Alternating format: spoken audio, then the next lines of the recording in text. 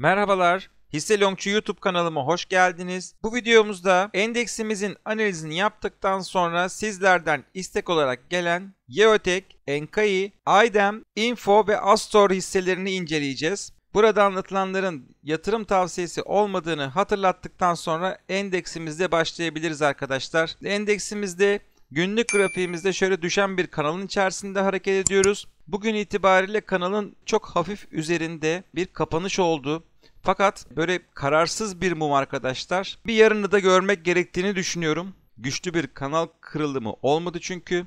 Şu anda alfa trend indikatörümüz ala dönmüş olmasına rağmen bir yarını da bir haftalık kapanışta görmek lazım arkadaşlar. Biliyorsunuz piyasa şu anda bazı haberlere kilitlenmiş durumda. Merkez Bankası Başkanımız Hafize Gaye Erkan Amerika'da yatırımcılarla görüşme halinde. Ve yarın Cuma günü Moody's Kredi Derecelendirme Kuruluşu'ndan açıklama bekleniyor. Not görünümünün durağından pozitife çekilmesi durumunda artık önümüzdeki hafta borsamızda güzel bir yükseliş görebileceğimizi düşünüyorum arkadaşlar. Dolayısıyla bir yarın yani haftalık kapanışı beklemek lazım arkadaşlar. Aceleci olmayalım. Şöyle haftalık grafiğimize bir bakalım. Evet, haftalık grafiğimizde Kaufman hareketli ortalamamız 7785 seviyesinde. Şu anda bu seviyenin üzerinde olmamız güzel. Bu seviyenin üzerindeki bir haftalık kapanış önümüzdeki hafta için umut verici olacak arkadaşlar. Şöyle 4 saatliğimize bir bakalım. Evet, 4 saatlikte alfa trend indikatörümüz 2 Ocak tarihinde ala dönmüştü. Sonrasında Kaufman hareketli ortalamasına kadar bir düşüş, oradan desteğini alıp şu anda da düşen kanalın üzerinde görüyoruz. Ama dediğim gibi bir yarını beklemek lazım. Gelecek haberlerin etkisi önemli olabilir ve ayrıca haftalık kapanışımız da önemli. Haftalık kapanışımız 7785 üzerinde yaparsak önümüzdeki hafta için güzel olacak arkadaşlar. Şimdi böyle bir durumda ilk etapta ilk direncimiz 8045 seviyesi ve hemen akabinde 8120 seviyesi. Buralarda geçildikten sonra 8566 seviyelerine doğru bir yükseliş görebiliriz arkadaşlar. Bu kanalın zirvelerinden bir dirençle karşılaşırsa, yani şu an bulunduğu noktadan bir dirençle karşılaşırsa 7739 seviyesinde Kaufman hareketli ortalamamız var. İlk etapta burası bir destek görevi görebilir. Orasının kırılması durumunda 7559 seviyesinde bir desteğimiz daha var arkadaşlar. Hemen altında da 7400 seviyesinde bir desteğimiz daha bulunmakta. Şimdi sizlerden istek olarak gelen hisselere geçelim. Yeotek hissesiyle başlıyorum. Evet, Yeotek hissesinde alfa trend indikatörümüzün 8 Ocak tarihinde ala döndüğünü görüyoruz. Akabinde bir yükseliş gelmiş. Şuradaki 237.2 seviyesindeki Fibonacci direncimizden dirençle karşılaşıp yönünü aşağı çevirdiğini görüyoruz. Şu anda ilk destek seviyemiz 193 seviyesinde. Buralara doğru bir düşüş görebiliriz. Bu düşüş geldiği esnada Kaufman hareketli ortalamamız da bir miktar yukarı doğru yönelecektir. Belki oralarda 193 seviyelerinde birleşip oradan bir desteğini alıp yönünü tekrardan yukarı çevirebilir. Bakın hareketinin de güçsüzleştiğini görüyoruz burada. VIX indikatörümüzde gri mumların boyu çok kısalmış ve gri çizginin altında kalmış. Böyle durumlarda düşüş görebiliyoruz arkadaşlar. Mesela örnek vermek gerekirse bakın şurada hareketin güçsüzleştiğini görüyoruz. 12 Eylül tarihinde akabinde Kaufman hareketli ortalamamıza kadar bir düşüş geldiğini görüyorsunuz arkadaşlar. Yine benzer bir durum olabilir. Açıkçası şu 193 seviyelerinden bir destek bulmasını beklerim. 193 seviyesi kırılırsa eğer alt desteğimiz 130.8 seviyesi arkadaşlar. Önümüzdeki günlerde 237.2 Fibonacci direncini kırması durumunda ilerleyen dönemde 281.25 seviyesine doğru bir yükselişte görebiliriz arkadaşlar. Şöyle haftalık grafiğimizden bir bakalım. Evet, haftalık grafiğimizde Kaufman hareketli ortalamamız 211.4 seviyesinde. Şu anda bu fiyat seviyesinin üzerindeyiz. Bu güzel. Yarın da 211.4 seviyesinin üzerinde kapanış yapabilirse önümüzdeki hafta için güzel olacak arkadaşlar. Bakın View Trend indikatörümüz de neredeyse ala dönmüş durumda.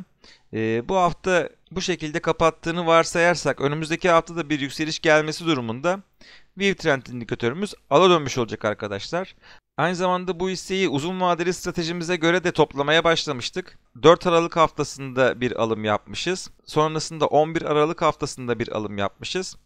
Ve sonrasında 18 Aralık haftasında bir alım yapmışız ve arkasından güzel bir yükselişin geldiğini görüyoruz. Bu stratejinin nasıl yapıldığını öğrenmek isteyen arkadaşlar için şuraya kartını bırakıyorum. Oradan inceleyebilirsiniz arkadaşlar. Şimdi günlük grafiğimize geri dönelim ve Enka'yı hissesine geçiyorum. Evet, Enka hissesinde Wheel Trend indikatörümüzün 10 Ocak tarihinde ala döndüğünü görüyoruz. Bu güzel. Dün itibariyle Kaufman hareketli ortalamasının da üzerine atmış. Fakat bugün düşüşle kapatmış arkadaşlar. Şu anda henüz yeni girişler için uygun değil. Şöyle uzun süredir yatay bir seyir gösterdiğini görüyoruz. Ancak bu 37.88 seviyeleri yukarı yönlü kırıldıktan sonra yeni girişler için uygun görebiliriz arkadaşlar. Şu 34.24 seviyesindeki Kaufman hareketli ortalamasının üzerinde tutunduğu sürece ilk etapta 37.86 seviyelerini tekrar bir test etmesini beklerim arkadaşlar. Kaufman hareketli ortalaması aşağı yönlü kırılıp altında da 2 gün düşüşle kalırsa destek seviyemiz 30.74 seviyesi. Haftalığımıza bir bakalım. Evet, hissemiz haftalık grafiğinde de 31.11 seviyesindeki Kaufman hareketli ortalamasının üzerinde. Bu güzel yükseliş trendinin bozulmadığını gösteriyor. Dediğim gibi ilk etapta 37.86 seviyelerine doğru bir yükseliş görebiliriz arkadaşlar. Şimdi bir diğer hissemiz Aydem. Aydem hissemizde Alfa Trend indikatörümüz 8 Ocak tarihinde ala dönmüş. Arkasından Kaufman hareketli ortalaması olan 19.26 seviyesinin de üzerine atmış. Ve hemen yakınında görüyorsunuz şurada Fibonacci direncimiz varmış. 19.89 seviyesinde. Bunun da üzerinde kapatmış. Güzel. Fakat hareketin bugün itibariyle güçsüzleştiğini görüyoruz. Yarın bir düşüş gelme ihtimali var. Böyle bir durumda ilk etapta 19.89 ve 19.26 seviyelerinde Kaufman hareketli ortalamamız bir destek görevi görebilir. Şöyle bakalım, haftalığında Kaufman'ın üzerinde miyiz? Haftalığında da şu anda Kaufman'ın üzerindeyiz fakat hafta henüz kapanmamış. Yani 19.90 seviyesinde haftayı kapatabilirse önümüzdeki hafta yükselişin devamını görebiliriz arkadaşlar. 4 saatliğe bakalım. Evet, 4 saatlikte şöyle bir regresyon kanalı çizebiliriz. Evet, şu regresyon kanalı içerisinde fiyatımız hareket ediyor. Bu regresyon kanalı ve 19.33 seviyesindeki Kaufman hareketli ortalaması aşağı yönlü kırılırsa ve altında iki kapanış yaparsa kısa vadeli düşünen arkadaşların burada pozisyonları terk etmesi gerektiğini düşünüyorum. Günlük grafiğimize geri dönelim. Evet, şimdi Info hissesine geçiyorum. Info Yatırım. Info Yatırım düşen regresyon kanalını yukarı yönlü kırmış gözüküyor fakat günlerdir şu 12.70 seviyesi diyebiliriz. 12.70 seviyesindeki Kaufman hareketli ortalamasını üzerine atmaya çalışıyor arkadaşlar. Aslında şu anda üzerinde ama bir türlü böyle güçlü bir yükseliş sergileyememiş. Hareketin de şu anda güçsüzleştiğini görüyoruz VIX/Pix indikatörümüzde. Yani buradan bir düşüş görebiliriz arkadaşlar Info hissesinde. Dikkatli olmakta fayda var. Bir süre daha böyle yatay veya hafif düşüşle gittikten sonra şurada VIX/Pix indikatörümüz gücünü tekrar toplayabilirse ilk etapta 15.08 seviyelerine doğru bir yükseliş görebiliriz. Orası geçildikten sonra 16 seviyesinde bir direncimiz daha var arkadaşlar. Fakat bu güçsüzlük çalışır da bir düşüş yönlü hareket gelirse ve aynı zamanda 12.70 seviyesindeki Fibonacci desteği aşağı yönlü kırılırsa ilk desteğimiz 10.59 seviyesinde arkadaşlar. Evet, haftalık grafiğimize bir bakalım. Evet, haftalık grafiğimizde 15.48 seviyesindeki Kaufman hareketli ortalamasının altında seyrediyor. Henüz düşüş trendinde olan bir hisse arkadaşlar. Fakat yarınki hafta kapanışında 12.70 seviyesinin üzerinde bir kapanış gelirse önümüzdeki hafta için pozitif olacak arkadaşlar. En azından şöyle şu seviyeler işte 15.10 seviyelerine doğru bir hareket görebileceğimizi düşünüyorum. Evet, günlük grafiğe geri dönelim ve Astor hissesine geçiyorum. Astor hissesinde de şöyle düşen bir regresyon kanalı içerisinde hareket ettiğimizi görüyorsunuz arkadaşlar. 3 Ocak tarihinde kanalın üst seviyesine kadar gelmiş, kırmaya çalışmış fakat başaramamış. Bugün itibariyle tekrar kanalın üst seviyesinde olduğunu görüyoruz fakat yine kanalın içinde kapatmış. Yani dediğim gibi piyasa yurt dışından Hafize Gaye Erkan'dan gelecek haberlere ve Moody's'ten gelecek açıklamalara odaklanmış durumda. Şu anda kanal yukarı yönlü kırılmadığı için Alfa Trend indikatörümüz 3 Ocak tarihinde al vermiş olmasına rağmen yeni girişler için uygun değil arkadaşlar. Kanalın yukarı yönlü kırılıp üzerinde de 2 gün yükselişte kaldığını görmemiz gerekir. Böyle bir durumda İlk etapta 115 seviyesinde bir hareket görebiliriz. Orası da geçildikten sonra 128 seviyesinde bir hareket görebiliriz arkadaşlar. Kanalı yukarı yönlü kıramayıp yönünü aşağı çevirirse şurada bir desteğimiz var 95.85 seviyesinde.